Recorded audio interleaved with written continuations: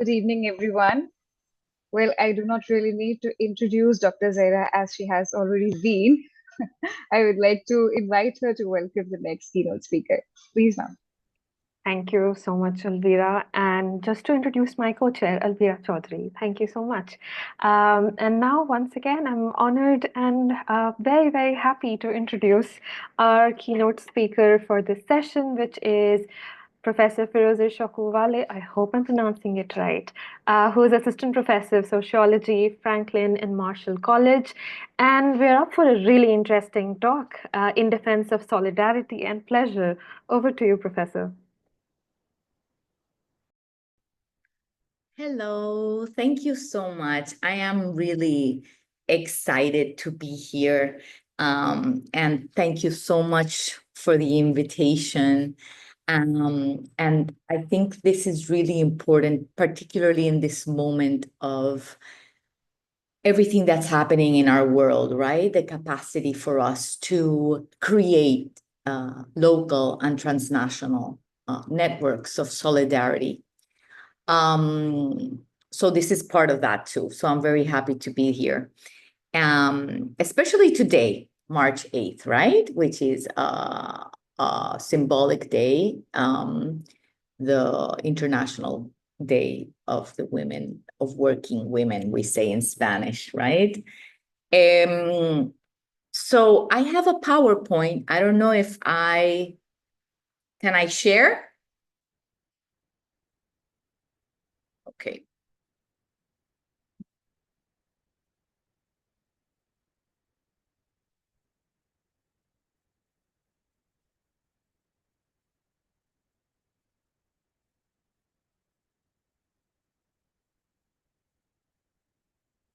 Okay, let me see. I don't think I've ever shared myself, so I'm going to check if this works. So I want to first very briefly talk about how I came to this topic, right? This talk is based on my book, In Defense of Solidarity and Pleasure, Feminist Technopolitics from the Global South, which was published in 2023 by Stanford University Press. So I came to this topic after years of thinking about the implications of digital technologies for social movements, especially for feminist movements. As a reporter in Puerto Rico, I lived the digital transformation in the newsroom and the impact it had on journalism as a business and how it eroded the authority of traditional media. Activists and marginalized communities were increasingly using digital technologies to communicate, distribute their messages and claims, and make the media and other institutions accountable. The feminist movement was one of many political actors who embraced digital technologies. This led me to study the digital media strategies of the feminist movement in Puerto Rico, first for my master's thesis in journalism. I'm also a journalist. The book took me back to communities. This book took me back to communities of feminist activists to understand and contribute to the ways in which they are working in the present to create a liberatory future. So over the past 30 years, state and transnational institutions, the private sector, foundations, and non-governmental organizations have been in a race to include women and other marginalized communities in the digital society.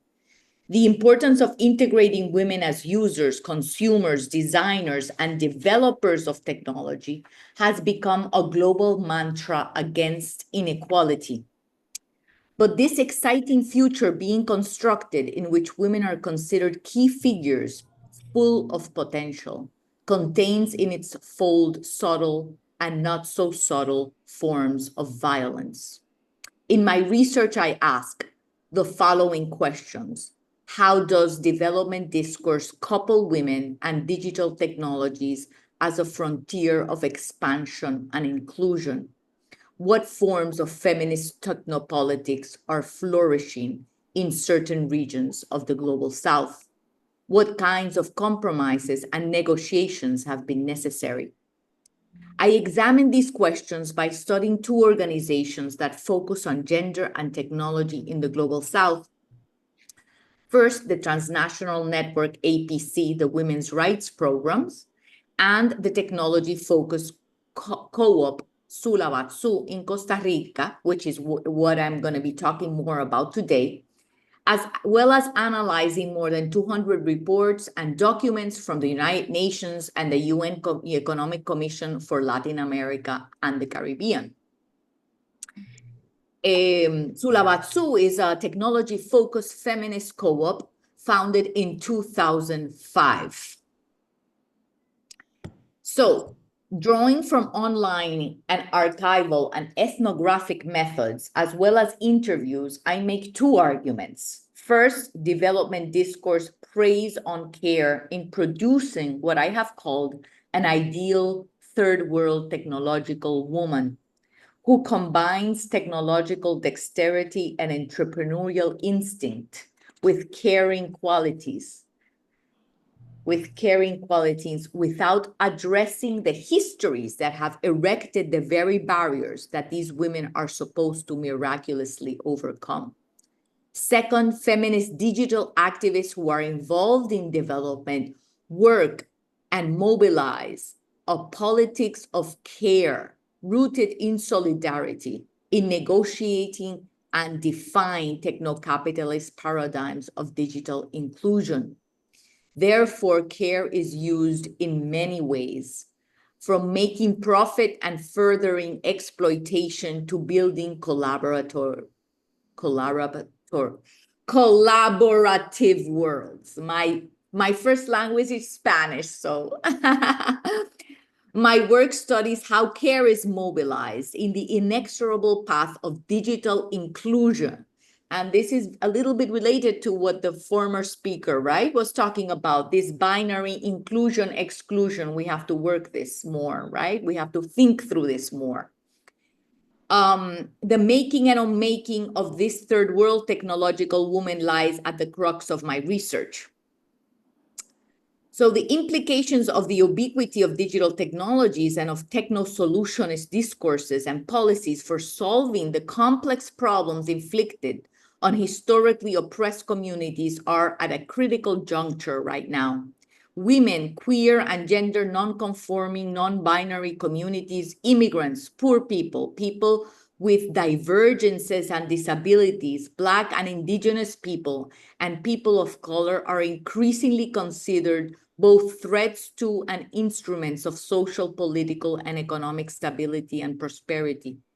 So we must continue to examine both the possibilities and the challenges embedded in inclusionary politics and practices. The race. The inclusion of women in development has gone through many iterations since the 1970s. I focus on the race particularly in the past 30 years to include women and other marginalized communities in the digital society. I look at the ways in which development discourse has focused on the importance of integrating women into the digital society, and more recently, the so-called Fourth Industrial Revolution as a global mantra against inequality. Since I began analyzing development discourse in 2015, the sense of urgency to include women has increased dramatically. The UNESCO has literally described it as a race against time. Prominent strategies include capacity building and training in digital information and communication technologies, ICTs for entrepreneurship, education in science and technology fields, and a diverse array of plans to promote the entrance and retention of women in science and technology fields in education and the workforce. So the trope of the nimble finger and cheap and docile dexterous woman of the export processing zone assembly plants produced by global capitalism in the 1980s and 1990s is also now the caring woman in the technological entrepreneurial mind, with the technological entrepreneurial mind. I examine these troubling emerging patterns at the intersection of gender and digital technologies. My goal is to excavate the hidden scripts behind well-intentioned development discourses that claim to advance women's liberation, in, as Gayatri Spivak says, a persistent critique of what one cannot not want. And let's listen to that. What one cannot not want. And I had a quote from one of the global reports of 2019 in my PowerPoint, but I couldn't show it. So it's a very powerful quote. It is here. It's running on the screen. Your PowerPoint is here. So that's slide 4. Do you have slide 4?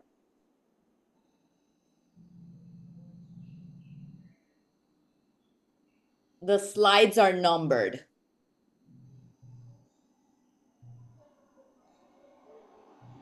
Yeah, It's there? Yeah, it's now. Okay, so that's slide 4. So I'm going to tell you then. I can't see it, but I'm going to be telling you. So that quote comes from the 2019 UNESCO report, I'd Blush If I Could. And this excerpt connects some of the interrelated dimensions of this third world technological woman, right? Digital skills will lead you to financial inclusion, will lead you to the capacity to live a full life.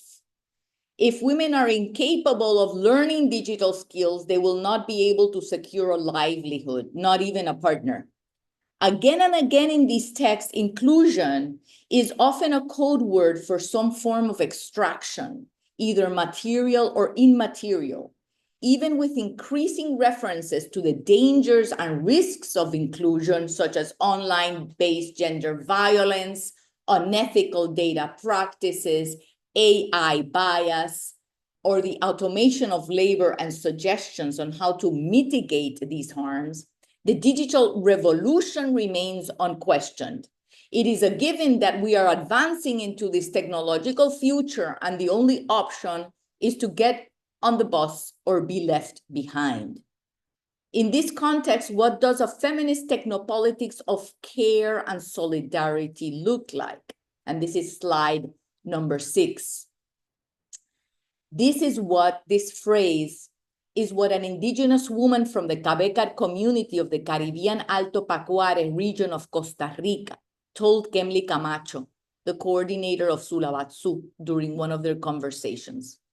The petition blew Kemli's mind away. After having worked on technology-related issues her whole life, and having founded the internationally recognized co-op Sulabatsu more than 15, now 20 years ago, Kemli simply could not wrap her head around the implications of collaborating on the creation of una tecnología del sentir, a technology of feelings. Sulabatsu, the co-op I study, one of the organizations I study, had mostly focused on technological entrepreneurship and training women to climb the corporate STEM ladder. And this technology of feelings drastically differed from the profit-oriented neoliberal technologies and ideas of technology that Kemli had worked with her entire life. But I perceived this moment after reflecting upon it many months following my visit to Costa Rica, my last visit to Costa Rica in 2019, which isn't my last anymore, but as a culmination of Sulabatsu's work and organizational practices rooted in a politics of care and solidarity. Slide 7. For the indigenous Cabecar and Bribri women whose communities are under the imminent arrival of internet connection, the meanings of co-designing a technology of feelings were grounded in practical results, such as creating a virtual application that could submerge users in their communities and cosmology, or an application connected to sensors that can detect when deforestation trucks enter their lands. But their request surpassed the practical. A technology of feelings is also about celebrating their knowledges and ways of being. It is about collaboration and joy and respect. It is about being seen, heard, felt, and seeing, hearing, and feeling. It is about following different rhythms, not determined by linearity, assessments, outcomes, and results. For the Cabecar women, relationality has been central to the ways of being and thinking for centuries. When care is centered, technology is also decentered. Sulabatsu's objective combines multiple knowledges, the technical and what is considered non-technical. This point is crucial.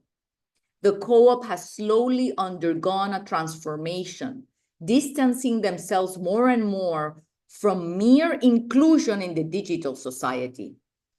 This is the base of our project, Kemley, the director, the coordinator of the co-op told me. Slide 8. These images of their co-designed app that introduces the community to the world. Okamosway, the word you're seeing, means in Cabecar, in their language, white man's technology. So they use this as a form of defiance. As an example of this shift, Sulabatsu has recently started to collaborate in a project, in a co-guided, co-designed project directed by the Cabecar women to create an internet community networks in their lands with the goal of achieving digital sovereignty. Funding had been secured, materials had been bought, but the Cabecar women decided at the last moment that an internet network would not work in their vast territory where sometimes they have to walk for hours to see someone else. So Sulabatsu changed course. They are now experimenting with a network of walkie-talkies. This network of walkie-talkies defies state and corporate agendas of digital inclusion and offers a terrain both literal and metaphorical of indigenous assertion and contestation, and also a politics of refusal, which is a little bit of, I am going to be talking about refusal very soon. Slide 9. But it would be impossible to understand Sulabatsu's work without understanding their relationships. Their bonds, income, and knowledge, collectivization, horizontality, and solidarity are deeply connected with their work on technology.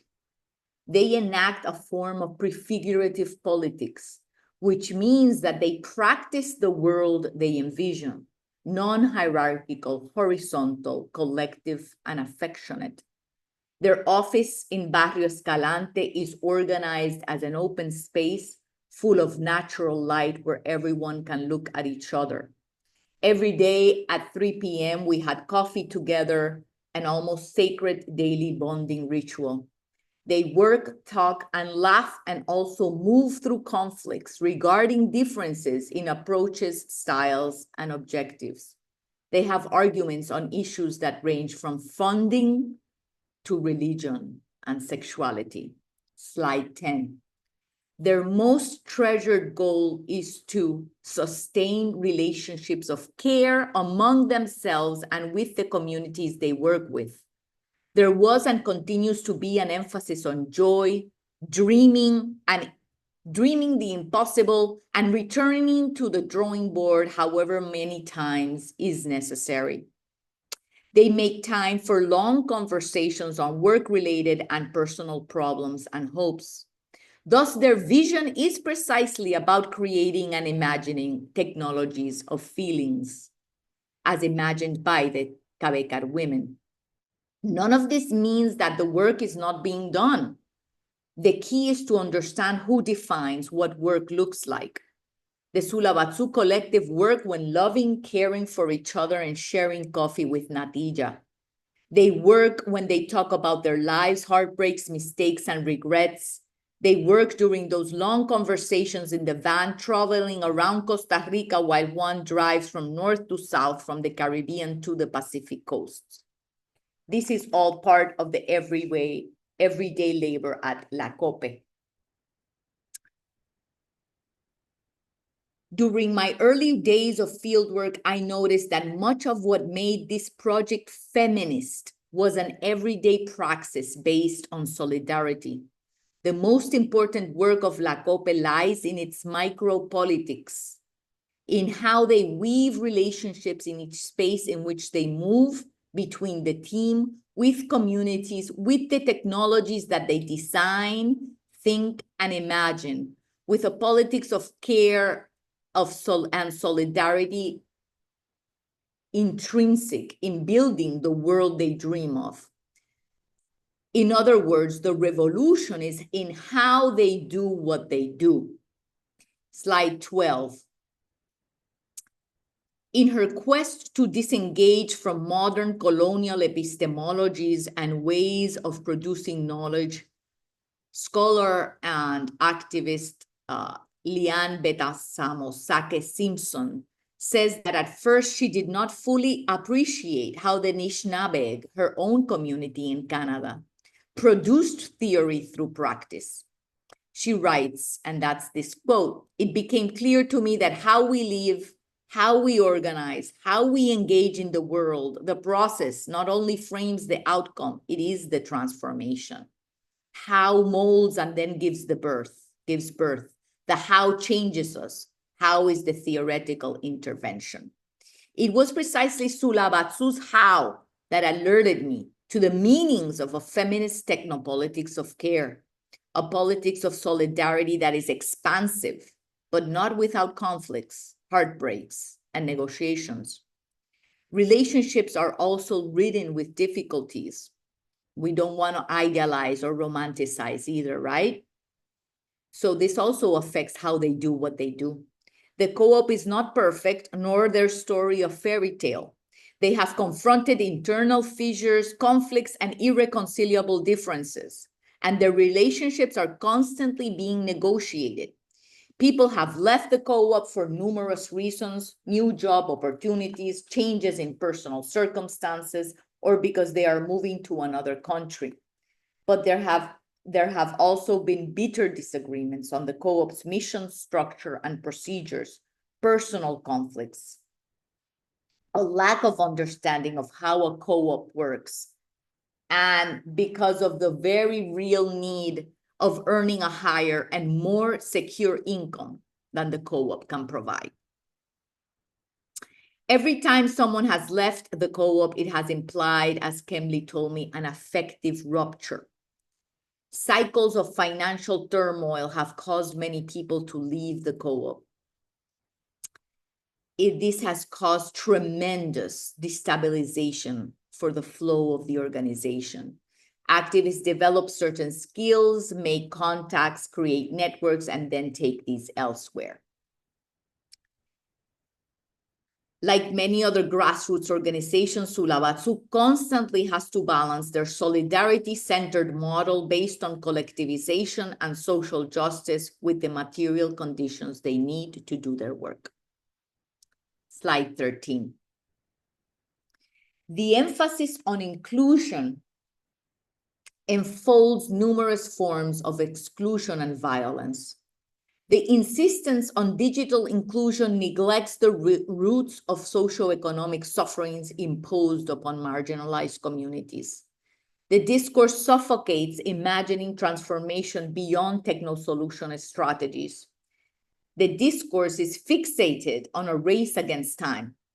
It is within this context that feminist digital activists anchored in the global South build, negotiate, and reimagine a world in which technologies thrive not on inclusion, but on justice.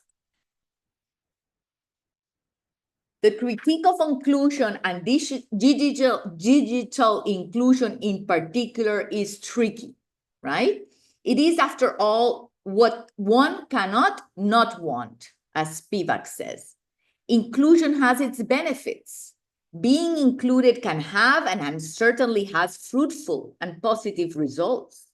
I have shown many different forms of inclusion, right, in my work. But the right to refuse. Can you hear me? The right to refuse is fundamental, as many Black, Brown, and Indigenous scholars and activists have contended. So is understanding that technologies will not solve complex social problems. The refusal I am talking about is generative. As Simpson explains, it refuses and creates something else. Where there is refusal, there is also creation. I do believe that practicing solidarity is a form of refusal. I am not suggesting refusal or any form of contestation in particular, because that is not my place. These strategies should come and have come both from activists and the communities themselves. What I am suggesting is that we remain attentive to the politics of inclusion in the current systems we are living within. We are surrounded by policies, practices, and discourse that capture dreams and hopes of inclusion while being simultaneously invested in extraction and dispossession. And who are the ones to be included? Those who have been historically excluded. Amid endless social, economic, and ecological crises, we must continue to interrogate the goals and the consequences of inclusion in systems that are persistently unjust and racist, misogynistic, transphobic, classist, and ableist, systems that include while exploiting and extracting. We should continue to be attentive to the imaginaries being mobilized and weaponized to lure people to want to be included. And now we see how fragile that inclusion is, right? In many of the contexts we are living currently. Currently, we are witnessing how fragile and precarious these politics of inclusion are. Digitalization, and I'm finishing.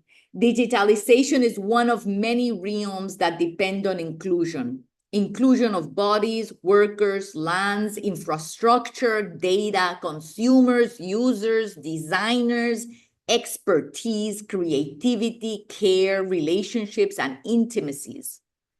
A wealth of people around the world are reinventing the digital society, like Sulabatsu, from community internet networks, hacker spaces, platform co-ops, and design justice nodes, to feminist, queer, climate justice, anti-racist, indigenous, and abolitionist grassroots organizations. Solidarity is already intrinsic to many of these projects. These may not be perfect, nor are they supposed to be, but I do believe that this is where the most thrilling visions and practices for social justice are unfolding. And slide 14 is the last one. Thank you very much. Thank you so much, Professor Valle. You've left us speechless, really. It was wonderful to hear you, and the PPT worked perfectly. So we were able to follow with visuals on screen as well. And I know it's very late. I know it's late over there. So thank you for being here. It's never too late to hear you, really. And we're having a great time. And there's a break after this. So I think our great time can continue for some more minutes. That said, I know we're all speechless, but please, if you have any questions, dear audience, put it in the chat and we will make sure to read it out for Professor Valle. Alvira, do you have any questions of your own, or shall I maybe pose a few questions discussing points that I really want to talk more about? As you had already mentioned, Dr. Zaira, that Professor Firuzeh has left us speechless with thought-provoking topics and discussions. I would really like to thank her.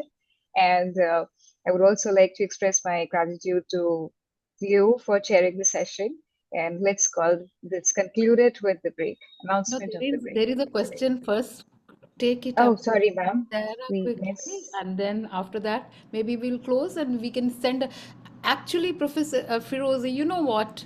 While you were speaking, we were so lost in your presentation that I think everyone forgot about, asking questions, and, we're just trying to digest and internalize everything that you were saying, because whatever, your work is about different location, but we can relate to it. So it's really. It resonates with you. Hugely resonates with our condition, with our situations. And you're talking about solidarity, which is so important, and that's the thing that we're discussing here as well. So I wish I could be there and, you know, Come have over sometime. It would be lovely to closer have you. discussions, right? But Yeah. yeah, I'm so glad it resonated. It resonates with you. Absolutely. I mean, we are all the time discussing solidarity and politics of solidarity as well. So yes. So Absolutely. I'm available for questions. I know that all of you have the timing is very tight, but I mean, I don't know if anyone has a question or a comment. Is it okay if I pose one? I feel like There is I one can't by Farhana control. which you can read. Yes, yes. Farana, do you have a question? I I don't have it in my chat, so while you're maybe forwarding it to me, I can ask something because Yeah. I'm really Well, excited to know more about because you've really visualized how feminist technopolitics of care can look like.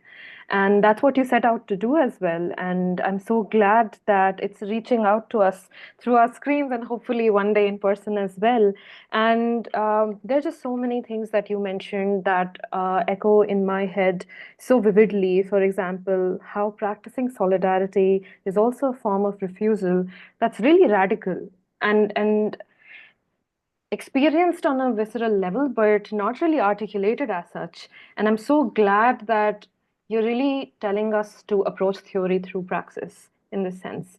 And because I'm more interested to understand the politics of care and praxis as well, I'm wondering if the conversations of short term speculation versus long term investment ever come up when you work with these co-ops, because I'm sure it's a long-term investment, right? You mentioned terms like work, labor, and not just these beautiful celebratory rituals, but also arguments, discussions, and points on which people don't agree easily. And I'm thinking about how time maybe is also a function of this care work. And if you have anything more to tell us about it. That's a great question. Time in terms of like how to extend this throughout time. You mean how to make Yes, this long yes. term? Absolutely. That's a great question. And I think, you know, I think for instance, in the case of the co-op, right? They've been already together 20 years, right? Which is a pretty long time. Being able to sustain this, right? But at the same time, I think there is something to be said about maybe ephemeral forms, more, you know, I think building towards the long term should be our goal. But maybe that building towards the long term requires more present based projects and organizations and objectives, right? That maybe all of them together, hopefully, right? All of them together can project towards the future. But it's a good question. This question of time, I haven't really thought about that, you know? But I do think that sometimes, I think there's sometimes thinking too much about the present can have its trade-offs, and thinking too much about the future too, right? So I think we need to strike a balance between those, right? But definitely these relationships are hard. And I didn't want to paint them as something romantic, right? These relationships are hard, and we definitely have to figure out together, because if we don't do this together, you know, I don't know, that is the only thing I think we have probably left, right? It doesn't mean that we should let the state off the hook. It doesn't mean that. But it means that we cannot invest all of our strategies towards the state, right? We need to figure out how to sustain each other in ways that go beyond the state. because the state, we have seen that one day can turn immediately and be the biggest, the biggest aggressor, the largest aggressor, right? So I think we need to, I really believe we need to learn how to manage conflict, right? We need to create technologies that are localized, centralized, and co-designed that integrate feelings and affects. And we need to think about that in the present, looking towards the future, both at the same time, hopefully. Thank you so It's a much. lot of work. It's a lot of work. It is, and I'm so glad that you are sharing the reality and the nitty-gritty of this work rather than just surface level romanticizing, which is nice for the optics, but doesn't really let us know about this ground level work. And I'm so glad that you brought in the question of togetherness when we talk about investment and made that a function of time instead of the other way around. Wonderful, really. I'm highly satisfied. Um, Unfortunately, I am told that we are indeed out of time, and I know that we are taking too much of your time as well.